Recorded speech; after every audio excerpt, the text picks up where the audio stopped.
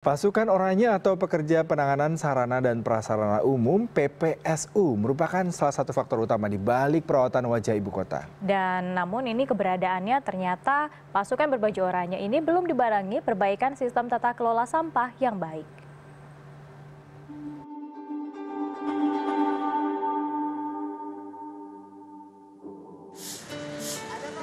Penataan taman kota, perbaikan trotoar, hingga perbaikan saluran air yang tersumbat merupakan bentuk kinerja pasukan Oranye yang hasilnya bisa dinikmati secara jelas oleh masyarakat DKI Jakarta. Sejak dikeluarkan Peraturan Gubernur Nomor 169 Tahun 2015, pasukan Oranye dibentuk dengan komposisi 40 hingga 70 personel per kelurahan di ibu kota. Kinerja pasukan Oranye yang baik ini dicapai berkat dukungan kesejahteraan yang baik pula dari pemerintah Provinsi DKI Jakarta. Kan waktu dulu saya nggak pernah dapat THR segala macam kan. Kalau sekarang alhamdulillah tahun kemarin saya udah dapat. Nah tahun ini dapat BPJS tenaga kerja, BPJS kesehatan.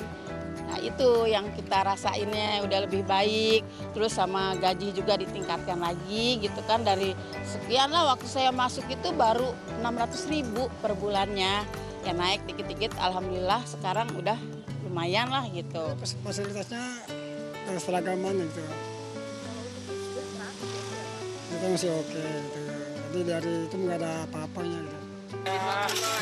Indeks kepuasan masyarakat menjadi salah satu alasan adanya peningkatan jumlah pasukan Oranye dalam kurun 2 tahun ini. Menurut data Dinas Kebersihan DKI Jakarta, seiring peningkatan jumlah pasukan Oranye, terdapat pula peningkatan volume sampah di DKI Jakarta. Pada tahun 2015, Jakarta memiliki 15.000 pasukan Oranye dengan volume sampah sebanyak 6.000 ton per harinya. Jumlah tersebut meningkat pada tahun 2016 dengan penambahan kekuatan pasukan kebersihan sebanyak 19.000 orang. Jakarta juga mengalami peningkatan volume sampah menjadi sebanyak 7.000 ton per hari. Jadi begini, di awal-awal dibentuknya PPSU, jajaran saya waktu itu di Dinas Kebersihan melaporkan kepada saya, Pak, sekarang volume sampahnya malah meningkat. Kenapa? Sebelum ada PPSU, penanganan kebersihan kami kan lebih fokus di jalan-jalan protokol, ya. Kawasan-kawasan yang lebih standarnya atau skalanya lebih besar. Tetapi sejak ada PPSU, mereka masif sekali nih, ini memang bagus ya. Mereka betul-betul masuk ke lingkungan-lingkungan RT, masuk ke pemukiman-pemukiman untuk mengambil sampah, ya kan, melakukan pembersihan, membantu warga, sehingga di LPS kami yang kecil-kecil itu di kelurahan-kelurahan tuh, yang misalnya di situ hanya kisaran, ya misalnya hanya 2 ton, 2,5 ton, sekarang bisa meningkat misalnya sampai 4 ton, karena mereka betul-betul menyisir sampah-sampah yang ada di lingkungannya. Apalagi PPSU sudah kami bantu dengan gerobak-gerobak motor, ya, kemudian Pemprov DKI Jakarta juga membantu setiap PPSU kelurahan dengan mobil-mobil pick up. Nah, ini kan menambah kecepatan mobilisasi mereka dalam melakukan pembersihan lingkungan.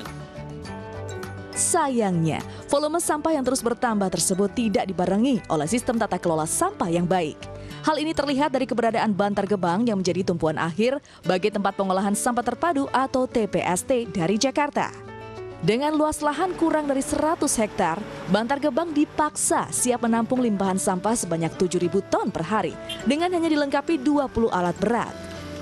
Pemerintah provinsi berdalih tata kelola yang tidak efektif ini sebagai imbas dari belum maksimalnya proses menstimulus kesadaran sekaligus partisipasi masyarakat. Kita sudah membuat instruksi gubernur ya kepada para camat dan lurah di Jakarta agar mereka tadi membentuk minimal 1 RW 1 bank sampah. Ya kan, ini sejalan juga dengan program-program bahwa gubernur terpilih ya Pak Anies Sandi pun menekankan pentingnya pemberdayaan masyarakat, pentingnya peran-peran dari bank sampah. Nah, kita harapkan mereka terus bisa memberlakukan bank sampah. Bank sampah tidak mesti harus di pemukiman, bisa bikin misal di pasar-pasar tradisional, bisa bikin misal di sekolah-sekolah, anak-anak sekolah dididik untuk misal membawa sampah anorganiknya setiap hari Rabu pakai pakaian pramuka misalnya. Mereka mengumpulkan sampah-sampahnya, didaur ulang, sampahnya dicacah menjadi sesuatu yang berguna, cacahan plastiknya itu bisa menambah misalnya uang jajan untuk anak sekolah. Sementara itu menurut Sri Babasari, Ketua Asosiasi Indonesia Solid Waste, pengadaan bank sampah hanya mengurangi 2% volume sampah di Jakarta.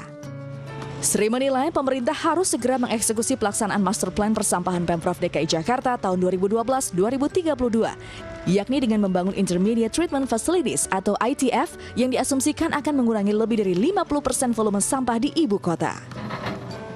Sebenarnya DKI ini kan kayak rumah nggak punya WC ya, WC-nya di tetangga ya. DKI harus punya pengolahan di dalam kota. Ibarat rumah saya pikir harus punya WC sendiri, sehingga yang diangkut ke Bantar Gebang makin berkurang. Nah, di Grand Design itu bahwa kita akan membangun semacam intermediate treatment facility gitu ya, untuk mengurangi sampah ke sana dengan proses termal atau pembakaran yang kita sebut waste incineration plant itu di 4 atau 5 lokasi. Pasukan kebersihan cukup dianggap sebagai pahlawan untuk merawat wajah sang ibu kota. Bukan untuk memanjakan, apalagi untuk mengurangi keterlibatan partisipasi dan kesadaran masyarakat sebagai elemen prioritas dalam menjaga stabilitas kebersihan ibu kota yang tentu kelak menjadi sebuah PR khusus bagi pemimpin baru untuk menjaga dan merawat wajah sang ibu kota. Nora Spasia, Jakarta.